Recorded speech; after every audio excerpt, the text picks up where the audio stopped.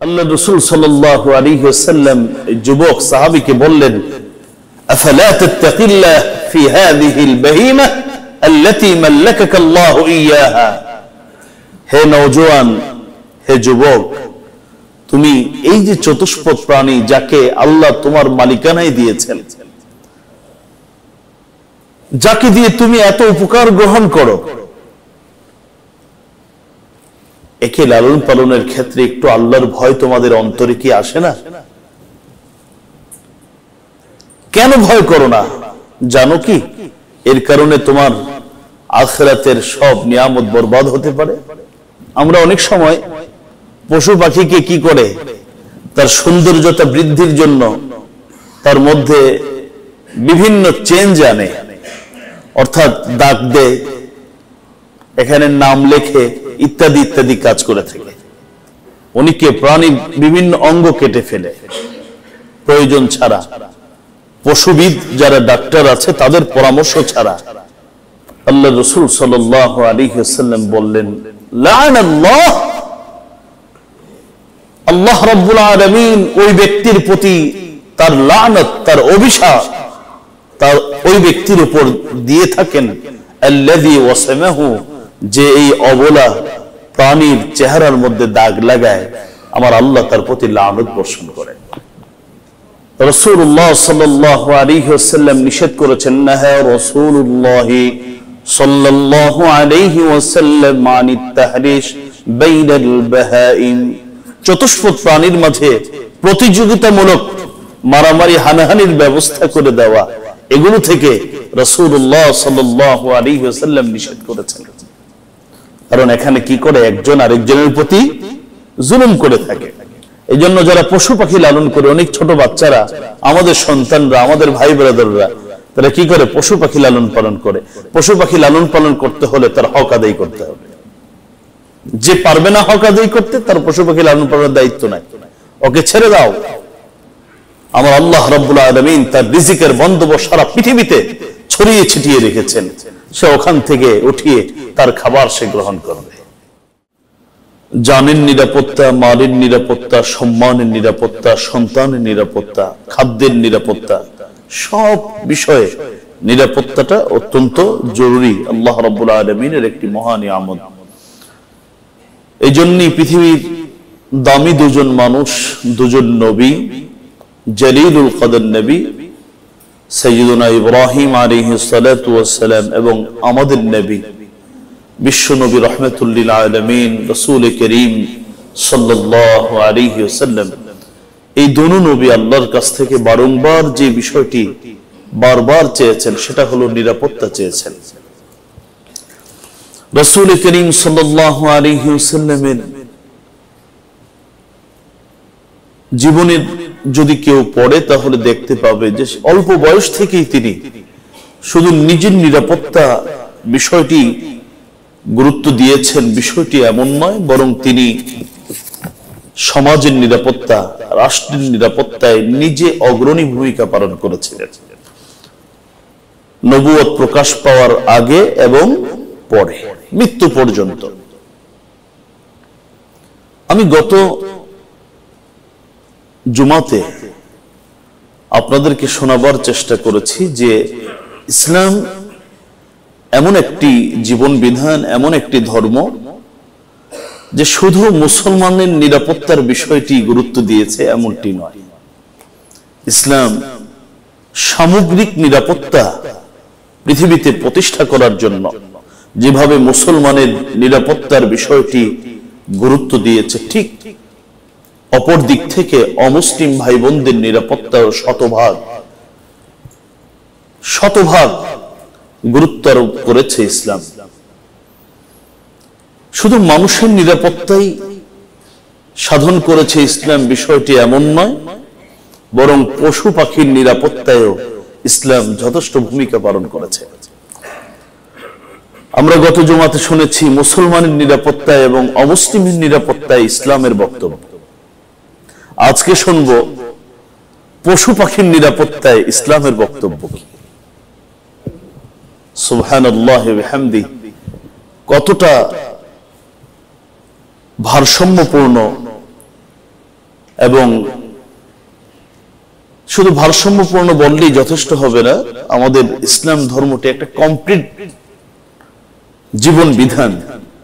পশু পাখির নিরাপত্তায় ইসলামের বিশাল বক্তব্য রয়েছে। আমি অল্প কয়েকটি আপনাদেরকে শোনাবার চেষ্টা করব।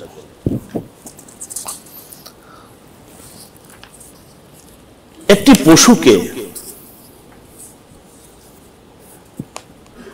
একটি পাখিকে একটু কষ্ট দেওয়া, এই অনুমতি ইসলাম কোন আলেমকে, কোন সাধারণ মুসলিমকে, কোন মানুষকে দেয়নি। অন্যায়ভাবে একটি পশু পাখিকে কষ্ট দেওয়া যাবে না। আবু দাউদ শরীফের হাদিস হযরত আব্দুল্লাহ ইবনে মাসউদ রাদিয়াল্লাহু তাআলা আনহুমা থেকে বর্ণিত, তিনি বলেন, কুন্না মা রাসূলিল্লাহি সাল্লাল্লাহু আলাইহি ওয়াসাল্লাম ফি সাফারিন فانطلق لحاجته فرأينا حمرة معها فرخان فأخذنا فرخيها। হযরত আব্দুল্লাহ ইবনে মাসউদ বলেন যে আমি এবং আরো কিছু সাহাবী নবীজির সঙ্গে কোনো এক সফরে ছিলাম, ভ্রমণে ছিলাম। এক জায়গায় আমরা অপেক্ষা করছি, নবীজি আমাদেরকে রেখে কোন একটি বিশেষ প্রয়োজন পূরণ করার জন্য আমাদের কাছ থেকে অল্প সময়ের জন্য বিদায় নিলেন। হঠাৎ করে দেখি একটা সুন্দর পাখি, ফারাআইনা হুমারাতান মাহা ফারখান। বড় পাখিটি, মা পাখিটির ডানার নিচে ছোট দুটো পাখি। এমনি তো পাখি সুন্দর, আরো ছোট পাখি। নবীর সাহাবীরা বলেন, ফাআখাযনা ফারখাইহা, আমরা ছোট পাখি দুটোকে ধরে ফেললাম। বড় পাখিটি উড়াল দিল, চলে গেল, ছোট পাখি দুটো ধরে আমরা এটাকে আদর যত্ন করছি। ঠিক ওই মুহূর্তে ফাজাআতিল হুমারা فجعلت تفرش فجاء النبي صلى الله عليه وسلم فقال من فجع هذه بولدها ردوا ولدها إليها رواه أبو داود। যখনই ছোট বাচ্চা ছানা দুটোকে নিয়ে আমরা খেলাধুলা শুরু করলাম, মার কাছ থেকে বাচ্চা দুটোকে সরিয়ে দিলাম। এখন মা এসেই তার যে দুটো ডানা, এই ডানা দুটো মাটির মধ্যে বারবার প্রহার করছে, অর্থাৎ তার অস্থিরতা প্রকাশ করছে যে আমার এই ছানা বাচ্চা দুটো আমার কোলে ফিরিয়ে দাও। এটাই হলো তার ভাষা। রাসূল করিম সাল্লাল্লাহু আলাইহি ওয়াসাল্লাম ঠিক ওই মুহূর্তে উপস্থিত, এসে দেখেন যে মা পাখিটি এইভাবে তার ডানা দুটো মাটির মধ্যে আছড়াচ্ছে, তার অস্থিরতা প্রকাশ করছে, আর সাহাবীদের হাতে ওই বাচ্চা দুটো নিয়ে সাহাবায়ে কেরাম খেলাধুলা করছেন। রাসূলুল্লাহ সাল্লাল্লাহু আলাইহি ওয়াসাল্লাম বলেন, মান ফাজআ হাযিহি বিওয়ালাদিহা, ও আমার সাহাবীরা, তোমাদের মধ্যে কে মার কাছ থেকে সন্তানকে পৃথক করে এই ছোট ছানাটিকে, ছানা দুটোকে মার কাছ থেকে সরিয়ে দিয়ে মার অস্থিরতা বাড়িয়েছ? কে আছো? কে এই কাজটা প্রথম করেছো বলো? সঙ্গে সঙ্গে রাসূলুল্লাহ সাল্লাল্লাহু আলাইহি ওয়াসাল্লাম বলে, রুদ্দু ওয়ালাদাহা ইলাইহা। সাহাবীরা আমার, ইবাদত এক জায়গায়, এখনো ইবাদত আছে। এই মুহূর্তে ছানা বাচ্চা দুটোকে মার কাছে ফিরিয়ে দাও, মার অস্থিরতা কমিয়ে দাও, দেখবা তোমাদের জিন্দেগির গুনাহ আল্লাহ মাফ করে দিবেন। আবু দাউদ শরীফের হাদিস। সঙ্গে সঙ্গে সাহাবায়ে কেরাম ছানা বাচ্চা দুটোকে ছেড়ে দিলেন, মা পেয়ে গেল, শান্ত হয়ে গেল। হযরতে আমর ইবনুল আস মিশরের দায়িত্বে যখন ছিলেন, এক জায়গায় গেলেন, এটা হাদিস নয়, এটা নির্ভরযোগ্য ইতিহাসের কিতাবের মধ্যে রয়েছে, ইসলামী ইতিহাসে। হযরত আমর ইবনুল আস রাদিয়াল্লাহু তাআলা মিশরের পুরো দায়িত্ব তার কাঁধে। তিনি এক জায়গায় গিয়েছেন, তাঁবু গেড়ে সেখানে কাজ সম্পাদন করছেন। কর্মচারীদেরকে বললেন, তোমরা তাঁবুটা খুলে ফেলো, আমরা এখন এখান থেকে ওখানে যাব। যখন তাঁবু খুলতে গেল, গিয়ে দেখে পাখি ডিম পেড়েছে এবং ডিম নিয়ে পাখি বসে আছে, অর্থাৎ বাচ্চা ফুটাবে। যেহেতু আমর ইবনুল আস নবীর সাহাবী, তিনি যেমন, তার কর্মচারীরাও তো ঠিক কাছাকাছি তো হবে। এসে বললেন,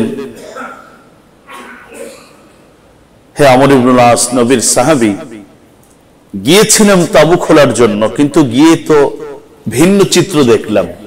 গিয়ে দেখি পাখি ডিম পেড়ে বাচ্চা ফুটাবার জন্য সে বসে আছে, এখন কি করতে পারি? হযরত আমর ইবনুল আস রাদিয়াল্লাহু তাআলা বললেন, তাহলে এই মুহূর্তে তাঁবু খোলা বন্ধ করে দাও। যখন পাখি তার বাচ্চা ফুটানোর কাজ সম্পাদন করবে, তখন তাঁবু খোলো। সেই পর্যন্ত অপেক্ষা করেছেন তিনি, নবীর সাহাবী হযরত আমর ইবনুল আসের আমর।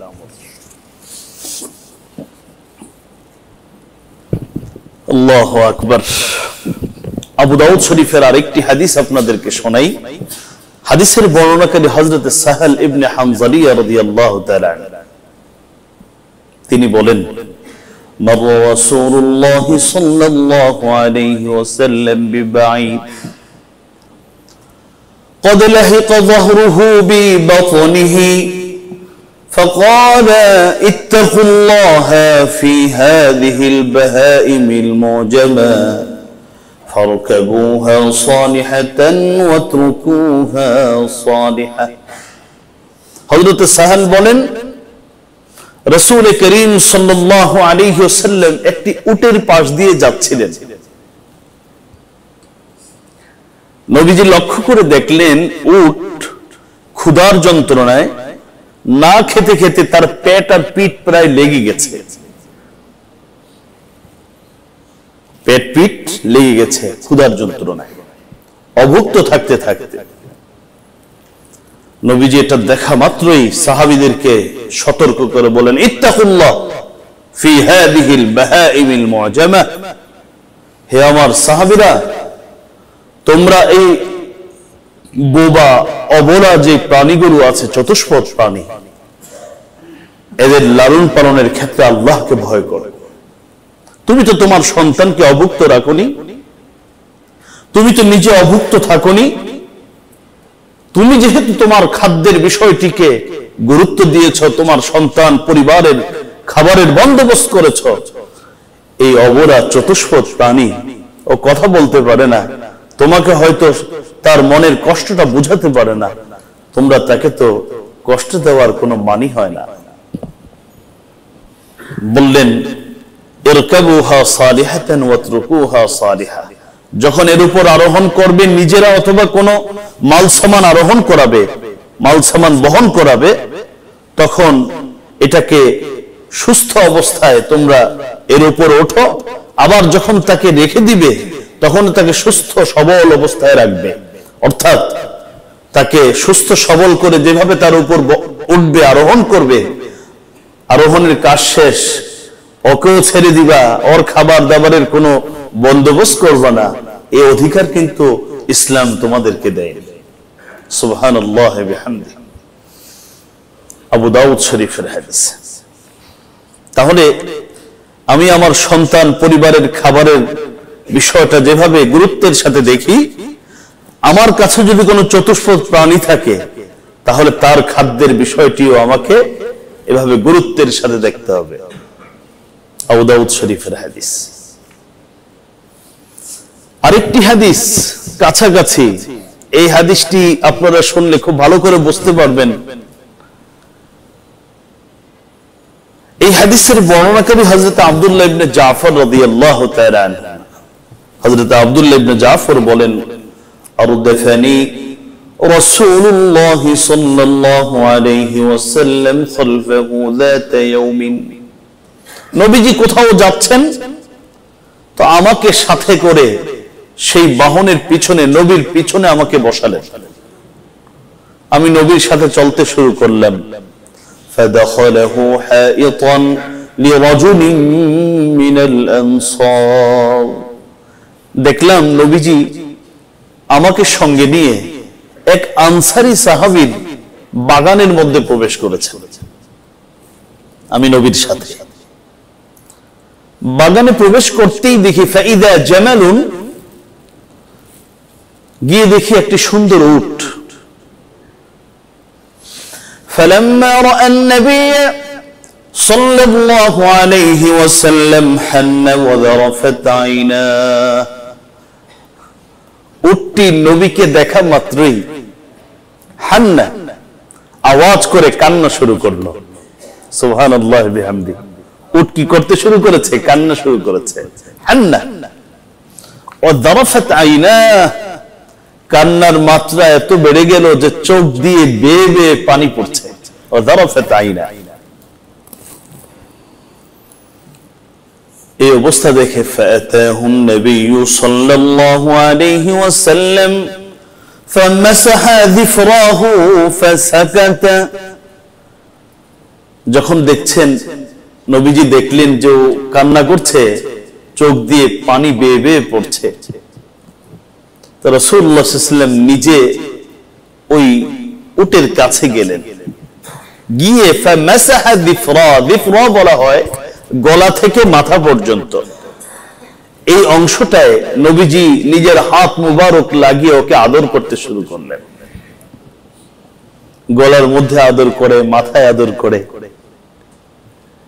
এক পর্যায়ে ফাসাকাতা, নবীজি আদর করছেন, আদর করতে করতে এক পর্যায়ে সে তার কান্না থামিয়ে দিল। আপনাদের স্মরণ থাকার কথা, এখন তো কুরবানির পশু সাধারণত কি করা হয় আগের রাতে, কারণ জায়গার সংকট, বিভিন্ন কারণেই আগে দেখতাম অনেক দিন আগে থেকে লালন পালন করা হতো। তো যেদিন জবে করা হবে আগের রাতে চোখ দিয়ে পানি এইভাবে পড়ে থাকতো। পশু পাখিও আমাদের মতো কান্না করে। রাসূলুল্লাহ সাল্লাল্লাহু আলাইহি ওয়াসাল্লাম উটের কাছে গিয়ে তাকে আদর করলেন অনেকক্ষণ। এক পর্যায়ে সে কান্না থামালো। এরপরে নবীজি বললেন, মান রাব্বু হাযাল জামাল। এই আব্দুল্লাহ ইবনে জাফর, খবর নাও তো এই উটের মালিক কে? লিমান হাযাল জামাল, এই উটের মালিক কে? মালিকের সন্ধান নাও। فجاء فتى من الأنصار فقال لي يا رسول الله। এক যুবক, আনসারী এক যুবক আসলো, এসে বলে, ওগো নবীজি, উটটি আমার। আল্লাহ রাসূল সাল্লাল্লাহু আলাইহি ওয়াসাল্লাম যুবক সাহাবীকে বললেন, আফালা তাত্তাকিল্লাহ ফি হাযিহিল বাহিমা আল্লাতী মাল্লাকাকা আল্লাহু ইয়্যাহা।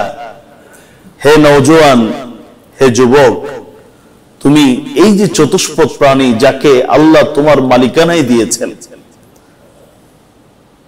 যাকে দিয়ে তুমি এত উপকার গ্রহণ করো, একে লালন পালনের ক্ষেত্রে একটু আল্লাহর ভয় তোমাদের অন্তরে কি আসে না? কেন ভয় করো না? জানো কি এর কারণে তোমার আখিরাতের সব নিয়ামত বরবাদ হতে পারে।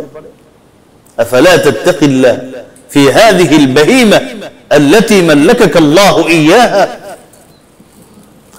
এরপরে নবীজি একটি কথা বললেন, ফাইন্নাহু শাকা ইলাইয়া আন্নাকা তুজিউহু ওয়া তুদইবুহু। হে উটের মালিক, নওজোয়ান, ভালো করে শুনে নাও, তুমি তার ভাষা বোঝো না, জানো না দেখে তুমি কষ্ট দিচ্ছ, তার চিৎকার, তার হাহাকার তোমার কানে পড়ছে না। আমাকে তো আল্লাহ এর ভাষা বুঝার তৌফিক দিয়েছেন, সে একটু আগে আমার কাছে অভিযোগ করেছে, সে বলার চেষ্টা করেছে আন্নাকা তুজিউহু ওয়া তুদইবুহু, তুমি ওকে ক্ষুধার্ত রাখো আর তাকে খুব বেশি বোঝা বহন করাও, একদিকে খাবার দাও না, আরেকদিকে তাকে বেশি কষ্ট দাও। এই অভিযোগ আমি রাসূলের কাছে সে করেছে, আজকে যেভাবে সে আমার কাছে অভিযোগ করেছে করবে। আবু দাউদ শরীফের হাদিস। সুতরাং যারা চতুষ্পদ প্রাণী লালন পালন করি অথবা লালন পালন না করে আশপাশে যদি দেখি, এই হাদিস শোনার পরে আশা করি আমাদের মধ্যে একটু পরিবর্তন আসবে। আরেকটি হাদিস আপনাদেরকে শোনাই। আমরা অনেক সময় পশু পাখিকে কি করে, তার সৌন্দর্যতা বৃদ্ধির জন্য তার মধ্যে বিভিন্ন চেঞ্জ আনে, অর্থাৎ দাগ দেয়, এখানে নাম লেখে, ইত্যাদি ইত্যাদি কাজ করে থাকে। আমি যে বিষয়গুলো বলছি এটা মনে এই সমাজেরই নাকি অন্য সমাজের, যেভাবে তাকায় আছে। অনেক সময় পশুর মধ্যে দেখা যায় কি করা হয়, বিভিন্ন কিছু দিয়ে, হয়তো আগুন জাতীয় কোনো কিছু দিয়ে তাকে দাগ দেওয়া হয়, বিভিন্ন এর মধ্যে সৌন্দর্যতা বৃদ্ধির উদ্দেশ্যে এর মধ্যে কিছু পরিবর্তন আনে। এগুলো ঠিক নয়। আমি তো দেখে মজা পাচ্ছি, অত কষ্ট পাচ্ছি। আল্লাহু আকবার। সহিহ মুসলিম শরীফের হাদিস, হযরত জাবের রাদিয়াল্লাহু তাআলা থেকে বর্ণিত, তিনি বলেন মাররা আলাইহি হিমারুন أن النبي صلى الله عليه وسلم مر عليه حمار قد وسم في وجهه فقال لعن الله الذي وسمه। আল্লাহ নবী সাল্লাল্লাহু আলাইহি ওয়াসাল্লাম তার পাশ দিয়ে একটি গাধা যাচ্ছিল।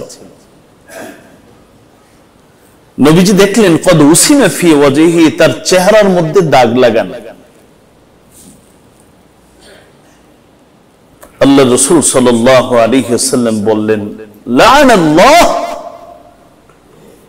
আল্লাহ রাব্বুল আলামিন ওই ব্যক্তির প্রতি তার লানত, তার অভিশাপ তার ওই ব্যক্তির উপর দিয়ে থাকেন, আল্লাযী ওয়াসামাহু, যে এই অবলা প্রাণীর চেহারার মধ্যে দাগ লাগায়, আমার আল্লাহ তার প্রতি লানত বর্ষণ করেন।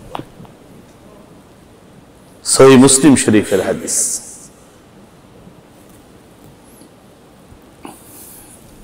আরেকটি হাদিস বুখারী শরীফের, অনেকে প্রাণীর বিভিন্ন অঙ্গ কেটে ফেলে প্রয়োজন ছাড়া, পশুবিদ যারা ডাক্তার আছে তাদের পরামর্শ ছাড়া।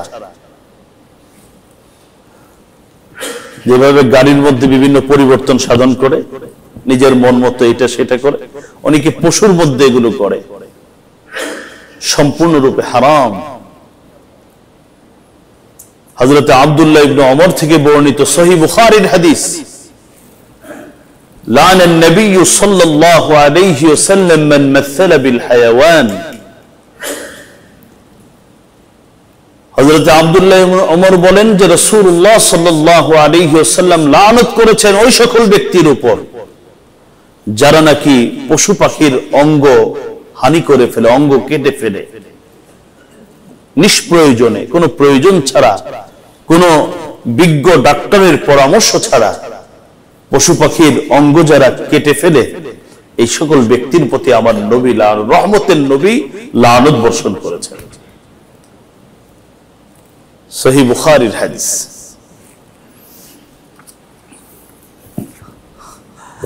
বিভিন্ন পশুর মধ্যে এক পশু অপর পশুর সাথে কি করে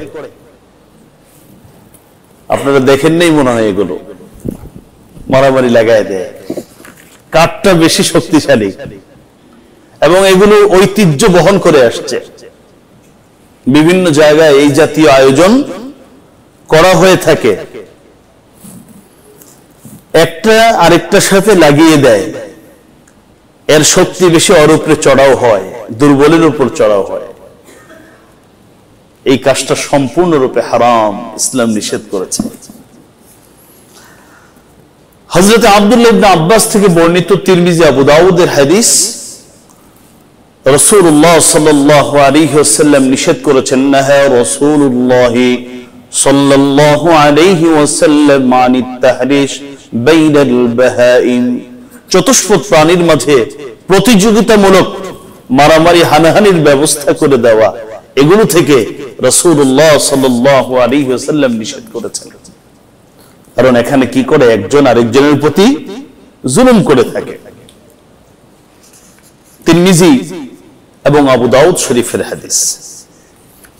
মুহতারাম হাজিরিন, এতক্ষণ যে আলোচনা আমি আপনাদেরকে বুঝাবার চেষ্টা করছিলাম যে পশু পাখিকে কষ্ট দেওয়া ইচ্ছাকৃত, কোনো প্রয়োজন ছাড়া তাকে কষ্ট দেওয়া, এটা যে নিষেধ। কোথাও রাসূল লানত করেছেন, কোথাও আল্লাহ লানত করেছেন, কোথাও রাসূলুল্লাহ সাল্লাল্লাহু আলাইহি ওয়াসাল্লাম বলেছেন সতর্ক হয়ে যাও, খবরদার এই কাজ তুমি করতে পারো না। কোথাও বলেছেন আল্লাহর সামনে যদি অভিযোগ দায়ের করে জবাব কেমনে দিবা। এক এক জায়গায় এক এক ভাবে এক এক ভঙ্গিতে রাসূলুল্লাহ সাল্লাল্লাহু আলাইহি ওয়াসাল্লাম আমাদেরকে সতর্ক করে দিয়েছেন একটি চতুষ্পদ প্রাণী বা যে কোনো প্রাণীকে কষ্ট দেওয়ার ক্ষেত্রে। যদি কষ্ট দিতে দিতে এক পর্যায়ে সে মৃত্যুবরণ করে, তাহলে আমার আপনার জাহান্নাম ছাড়া উপায় নেই। বুখারী এবং মুসলিম শরীফের হাদিস, প্রসিদ্ধ হাদিস, আপনাদের জানা থাকার কথা। হাদিসের বর্ণনাকারী হযরত আব্দুল্লাহ ইবনে ওমর রাদিয়াল্লাহু তাআলা আনহুমা, তিনি বলেন রাসূল করিম সাল্লাল্লাহু আলাইহি ওয়াসাল্লাম ইরশাদ করেন, উযিবাত ইমরাআতুন ফি হিরওয়াতিন সাজানাতহা হাত্তা মাতাত। নবীজি এক মহিলার কথা বর্ণনা করেছেন, এক মহিলার ঘটনা। সে বিড়ালকে বেঁধে রেখেছিল, বিড়ালকে বন্দী করেছে। হাত্তা মাতাত, বন্দী করে রেখেছে, খাওয়ান দেয় না, পানি দেয় না। এক পর্যায়ে সে মারা গেছে। খাওয়ান পানি যখন দেয় না, একদিকে অস্থিরতা, তাকে বেঁধে রাখা হয়েছে, অপরদিকে খানাও নাই, পানিও নাই, কিচ্ছু নাই। তো বিড়াল ভুগতে ভুগতে এক সময় মারা গেছে। আল্লাহ রাসূল সাল্লাল্লাহু আলাইহি ওয়াসাল্লাম বলেন, ফাদাখালাত ফিহা আন-নার। এই মহিলা শুধু এই অপরাধের কারণে, এই বিড়ালটিকে অন্যায়ভাবে যে সে মারলো, এই কারণে তাকে জাহান্নামে যাওয়া লাগবে, সে জাহান্নামে চলে যাবে। অপরাধ কি? তার অপরাধ হলো লা হিয়া আতামাতহা ওয়া সাকাতহা ইয হাবাসাতহা ওয়া লা তারাকাতহা তাকুলু মিন খাশাশিল আরদি। না নিজে খাবার দিয়েছে, না পানিও দিয়েছে, না তাকে ছেড়ে দিয়েছে যে সে কীট পতঙ্গ জমিন থেকে উঠায় খাবে, সেই সুযোগও দেয় নেই, নিজেও খাবারের পানির ব্যবস্থা করে নেই। যেহেতু সে কষ্ট পেয়ে পেয়ে ধুকে ধুকে মরেছে, এই কারণে আল্লাহ রাব্বুল আলামিন এই ইবাদত গুজার মহিলাকে আমার আল্লাহ জাহান্নামের কীট আমার আল্লাহ রাব্বুল আলামিন ঘোষণা করেছেন, সে জাহান্নাম। বুখারী এবং মুসলিম শরীফের হাদিস। এই জন্য যারা পশু পাখি লালন করে, অনেক ছোট বাচ্চারা, আমাদের সন্তানরা, আমাদের ভাই ব্রাদাররা, তারা কি করে? পশু পাখি লালন পালন করে। পশু পাখি লালন পালন করতে হলে তার হক আদায় করতে হবে। যে পারবে না হক আদায় করতে, তার পশু পাখি লালন পালনের দায়িত্ব নাই, ওকে ছেড়ে দাও। আমার আল্লাহ রাব্বুল আলামিন তার রিজিকের বন্দোবস্ত সারা পৃথিবীতে ছড়িয়ে ছিটিয়ে রেখেছেন, সে ওখান থেকে উঠিয়ে তার খাবার সে গ্রহণ করবে। তাহলে কষ্ট দিতে দিতে যদি সে মারা যায় অনিচ্ছায়, সে কিন্তু ইচ্ছাকৃত মারেনি, গাফিলতির কারণে, তার অসাবধানতার কারণে বিড়ালটি মারা গেছে, এই কারণে কি? জাহান্নাম। বিপরীত দিক থেকে যদি একটা পশুকে কোনো ব্যক্তি একটু ইচ্ছাকৃত তার একটু উপকার করে তাকে বাঁচিয়ে তোলে, তাহলে তার জন্য আবার জান্নাত। সুবহানাল্লাহ ওয়া বিহামদিহি। প্রসিদ্ধ হাদিস, দুটো হাদিস, একটি খুবই প্রসিদ্ধ, আরেকটি একটু কম প্রসিদ্ধ। প্রসিদ্ধ হাদিসটি আপনারা অনেকেই জানেন। এক বেশ্যা মহিলা, যার জীবিকার, যার উপার্জনের মাধ্যম হলো ইজ্জত বিক্রি করা, এরকম এক মহিলা পিপাসার্ত একটি কুকুরকে পানি পান করার কারণে, সহিহ মুসলিমের এমন একটা হাদিস রয়েছে, দেখেন এক দুষ্ট মহিলা রাতের বেলা ঘুরছে, তো দেখে যে একটা কূপের পাশ দিয়ে কুকুরও ঘুরছে।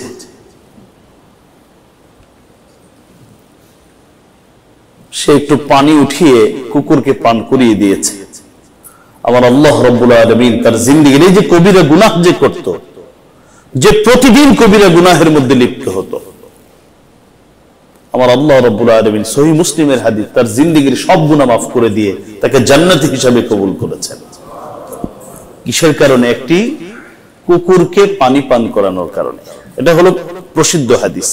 প্রায় কাছাকাছি অর্থের আরেকটি হাদিস, এই হাদিসটি একটু কম প্রসিদ্ধ, এটার মধ্যে পুরো ব্যাখ্যা রয়েছে। এটা বুখারীর হাদিস। আগের হাদিসটি মুসলিম শরীফের। আগের হাদিসের বর্ণনাকারীও হযরত আবু হুরায়রা, এই হাদিসের বর্ণনাকারীও হযরত আবু হুরায়রা। তবে আগের হাদিসটি সহিহ মুসলিমের আর এই হাদিসটি সহিহ বুখারীর। হযরত আবু হুরায়রা বলেন, আন্না রাসূলুল্লাহ সাল্লাল্লাহু আলাইহি ওয়াসাল্লাম قال بين رجل يمشي فاشتد عليه العطش فنزل بئرا فشرب منها ثم خرج فإذا هو بكلب يلهث يأكل الثرى من العطش। হযরত আবু হুরায়রা বলেন, আমার রাসূল ঘটনা বর্ণনা করেছেন, বাইনা রাজুলুন ইয়ামশি, এক ব্যক্তি রাস্তা দিয়ে যাচ্ছে, ফাশতাদ্দা আলাইহিল আতাশ, হাঁটতে হাঁটতে এক পর্যায়ে সে পিপাসার্ত হয়ে গেছে। পিপাসা এত বেশি লেগেছে যে মনে হচ্ছে যেন কলিজাটা ফেটে যাবে, এত পিপাসার্ত। এখনের মতো তো আর তখন এত দোকানপাট, পানির ব্যবস্থা ছিল না। মরুভূমি দিয়ে হাঁটছে বা বিভিন্ন রাস্তা দিয়ে পানি নেই, ডানেও নেই বামেও নেই। অনেক পরে দেখে একটা কূপ, কূপটি দেখতেই সে নেমে গেছে। সেখানে নেমে মন ভরে পানি পান করেছে। পানি পান করে যখন সে বের হলো, একটু সামনেই দেখে একটা কুকুর। কুকুরটি ইয়াকুলু সারা মিনাল আতাশ। প্রথমত দেখলেন ইয়ালহাস, কুকুরটি খুব কাতরাচ্ছে, ছটপট করছে। আর ইয়াকুলু সারা মিনাল আতাশ, আর তার জিহ্বা দিয়ে মাটি চুষে বেড়াচ্ছে, মাটি চাটছে। লোকটি বুঝতে পারলো যে একটু আগে তার যেই পিপাসা লেগেছে, কুকুরটির পিপাসাও ঠিক তেমনই লেগেছে। তার এই ব্যস্ততার সফরকে বন্ধ করে নেমে গেলেন, কিন্তু পানি উঠাবার তো কিছু নেই। শীতকাল,